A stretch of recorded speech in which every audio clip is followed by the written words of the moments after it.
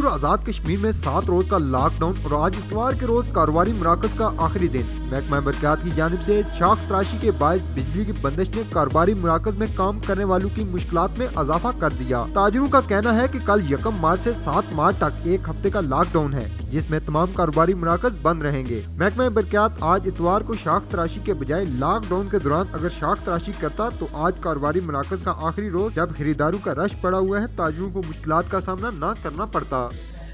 Sir अज आखिरी दिन है, कल लॉकडाउन हो जैसी तो इन्होंने असी दसिया भी नहीं, ना इन्फॉर्म किया ने और बिजली ना बंद कर छोड़ी है और हर दूसरे दिन इन्होंने ही कम होना है और 8 तो लैकर तकरीबन शामी 5-6 बजे तक बिजली सारी बंद होनी है, सिर्फ ए लाइन।